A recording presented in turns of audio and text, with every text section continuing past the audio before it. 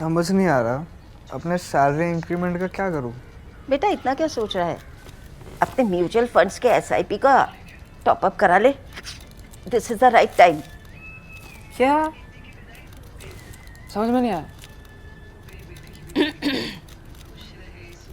बेटा इतना क्या सोच रहा है? अपने म्यूचुअल फंड्स का एसआईपी टॉपअप करा ले। This is the right time. अब समझा।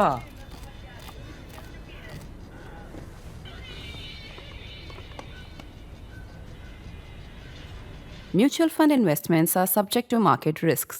Read all scheme-related documents carefully. In an extraordinary display of strategic ingenuity and audacity, Ukraine has executed what is the most significant and far-reaching strike since the onset of the Russia-Ukraine war that started in February 2022. What looks lifted from the pages of a science fiction, Ukraine launched Operation Spiderweb, smuggling 117 drones across borders via trucks and unleashing them as far as 4,000 kilometers and even beyond into the Russian territory.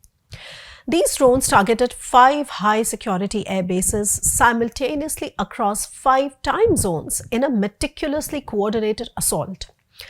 Now, early reports suggest the strike may have destroyed up to 34% of Russia's strategic bomber fleet, a potential blow to the nuclear triad of the world's second largest military power. Now, of course, independent verification is emerging and will emerge. The scale and sophistication of this drone offensive has pretty much stunned war analysts across the board. Let's first look at the timing, which is equally striking. These attacks coincided with a Russian delegation traveling to Istanbul for Turkey-mediated peace talks. Now, while President Putin has yet to officially comment, Russian officials have declared states of emergency at the Engels and the Morozovsk air bases, fearing further strikes after what happened. Now, should Putin respond, he will likely frame the operation as a terror attack, which his preferred semantics following Ukraine's Kursk invasion in August of 2024. Now, regardless, it is Russia's reputation that has taken a serious hit, not just the material losses, whatever they may be. It is the contrast that emerges that I need to explain why it matters. After 3 years of full-scale invasion that started in 2022, Russia, the far more powerful adversary, cannot progress beyond 40 kilometers per week. Russia's battlefield gains since 2014 to 2025 remain at 21 to 22% of entire Ukrainian territory. But the catch is that out of this 21-22%, 15% of territory was taken in 2014 itself. So, in the last 3 years and more, Russia has not been able to take more than 6 to 7% of Ukrainian territory. Now, this is hardly anything but impressive, and especially for a military superpower such as Russia. On the contrary, Ukraine, being outgunned and outmanned for years, has shown remarkable resilience under all kinds of pressure, acquiring more and more success with deeper strikes into Russia, with drones destroying multiple state-of-the-art S-400 systems, S-300 systems, elimination of the Russian generals outside their offices, elimination of about 40% of Russia's Black Sea fleet, and now claiming to destroy 40% of Russia's strategic bomber fleet, even when those assets are situated 4,000 kilometers away from the borders. And this is when Ukraine doesn't have traditional long-range capabilities. In fact, Ukraine doesn't even have a properly functional air force. So it seems that Ukraine has not only the cards, but also insanely capable drones. The afternoon of June 1 saw stunning footage emerge of low-cost Ukrainian FPV, the first-person view drones, which average at just about $450 to $500 each, devastating Russian airfields. While initial reactions were clouded by the fog of narratives, and understandably, geolocated video evidence swiftly confirmed that the strikes did happen. Shortly after that, President Zelensky announced the operation as a fully Ukrainian endeavor, subtly rebuking Trump's earlier claim that Ukraine couldn't stand without US support. Now, this operation has reshaped military perceptions and will affect the peace talks momentum to a fair extent, even if its role in changing the outcome of the war per se remains unconvincing and unclear for now. Though Russia has acknowledged some attacks on its bases, it has downplayed the extent, repelling hits on Ivanovo, Ryazan and Amur airfields. Yet in today's transparent, geolocated battlefields, such details rarely stay hidden for long. We will come back to cross-check the claims made by both sides. But let's first understand, where did Operation Spiderweb strike? As always, the devil lies in the details.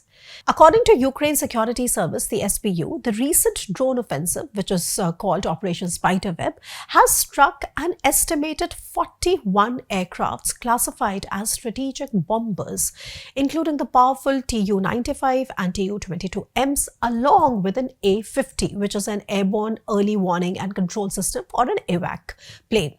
Now, the A-50s are a problem because Russia operates very few of such. In fact, the total number is less than 10. And what is a strategic bomber and why is it a big deal? So let's talk about more weapons now. Strategic bombers are long-range aircraft capable of delivering large-scale air-to-ground weaponry, including both conventional and nuclear payloads. Unlike fighter jets, which prioritize speed and maneuverability, etc., these bombers are designed to carry huge quantities of weapons like missiles and bombs over extended distances. Now, this feature had made them central to Cold War-era nuclear muscle flexing. And do you know that only 3 countries in the world have the strategic bombers? It's the United States, Russia, and China. I'll tell you about them one by one. Now, US has about 140 strategic bombers in its fleet, and this includes the Boeing B-52, the B-29 series, and the B-2 Spirit, etc. Now, Russia, that has about 100 such bombers, or a little less than 100, out of their fleets, they have 3 active bomber types, and those are the Tupolev T-22M, the T-95, and the Tu-160. Out of these, only T-160 is in limited production. Rest of the 2 are not. Now, coming to China, China has roughly 120 strategic bombers, mainly the Xiang H-6, a twin-engine bomber of the PLAF. H-6 is a license-built version of the Soviet Tupolev Tu-16. Modern Chinese bombers are being developed as stealth bombers under the H-20 series. Now, before I tell you how many of these strategic bombers were destroyed by Ukraine and where, let me tell you an interesting detail of how China and Russia are aligning militarily, and this is about strategic bombers. In July of 2024, which is last year, Russia and China conducted a joint bomber patrol near Alaska. Now, this included the Russian Tu-95s and the China's H-6 bombers. And this was part of the broader Ocean 2024 strategic exercise. The news gained international traction and attention after US and Canada jointly intercepted them near Alaska. So what Ukraine has taken down yesterday in one single operation is reportedly 41 of Russia's strategic bombers that include the T-95s and the T-22Ms. The destruction could be roughly 1/3 of Russia's 100-strong strategic bomber fleet, like I've already told you, and this has been spread across 5 airfields and marks a dramatic escalation. Now, in Kyiv, the operation is seen as retribution for months of Russian airstrikes targeting Ukrainian civilians and infrastructure, often delivered by the same T-95s and the Tu-22s. Out of the 5 reported, the 2 strikes need special mention. One on the Olina airbase in Murmansk and second on the Belaya airbase in Irkutsk. Let's talk about Murmansk first. Murmansk is a region in the Kola Peninsula near the Russia-Finland border. Now also the NATO frontier, since Finland joined NATO in 2023. Now, once protected by the Finnish neutrality during the Cold War, And up until 2023, Russia's Kola Peninsula, home to key assets of its nuclear arsenal, now finds itself well within the reach of Ukrainian drones. It was unthinkable. Also hit in the region was another base, the administrative center of Russia's Northern Fleet and a key submarine base, although Russia has denied the latter claim. Another high-value target, like I mentioned earlier, was the Belaya Air Base in the Irkutsk region. Now, this particular region is a staggering 4,300 kilometers away from the Ukrainian border. Belaya hosts several elite units, including the 200th Guards Heavy Bomber Regiment and the 444th Heavy Bomber Regiment, both operating Tu-22Ms, as well as transport squadrons flying Antonov aircraft or the A-50 aircraft. Additional drone strikes hit other air bases in other regions, but a planned strike on Ukrainica Air Base was reportedly foiled by Russian air defenses acting swiftly, one of the few interceptions in an otherwise devastating campaign. So, how to best assess the damage? The reported destruction of Russia's strategic bombers, valued at an estimated $7 billion, marks not only a financial loss, but more importantly, a profound blow to Russia's military prestige and operational readiness. Unlike money, these assets cannot be quickly replaced. I earlier told you both the T-22Ms and the T-95 bombers are legacy aircrafts, long out of production, making their loss difficult to recover from. Yet, the more damning consequence may lie in the exposure of systemic vulnerabilities within Russia's intel and security architecture.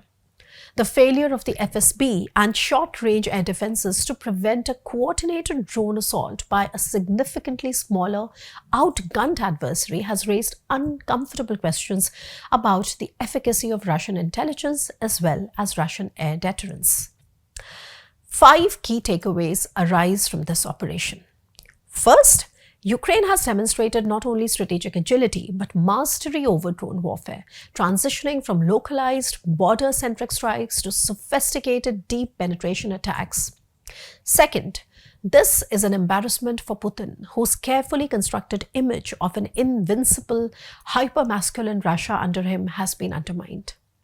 Third, the operation represents a breakthrough in asymmetric warfare, showcasing technological innovation on a global stage. Ukrainian tech startup Strategic Force Solutions has been producing the Gogol M drone motherships, which are capable of deploying GPS-independent FPV drones. Now, in other words, these are the AI-enabled drones, signaling a giant leap forward in AI-enabled autonomous aerial warfare. Reportedly, these were very much a part of Operation Spiderweb. This development will be and should be keenly studied by military and technological experts. These lessons are useful for all, including India's evolving drone capabilities. And the 5th takeaway is that this war is far from over. So what is it to watch out next? The pressing question now is not whether Putin will respond, but the pressing question now is how will he respond? While escalation is certain, does it mean a nuclear war? In my opinion, it is unlikely to cross the nuclear threshold. Ukraine's systematic targeting of strategic assets over the past 3 years, ranging from air defense systems to radars to killing Russian generals and attacking critical infrastructure, all the way to now attacking the strategic bombers, has revealed the limitations of Russia's nuclear posturing, or should I say, the nuclear saber-rattling. Moreover, a tactical nuclear strike could backfire politically, especially with a volatile Trump in the White House. Such a move might alienate Trump's carrots to Russia and sticks to Ukraine approach so far, and this would be a strategic blunder for Putin. So even when Donald Trump's oversimplification of the world and its woes continue to hamper meaningful resolutions to long-standing wars, Putin should not risk losing POTUS to a tactical nuke. I'll be back to discuss more on Operation Spiderweb. Stay tuned.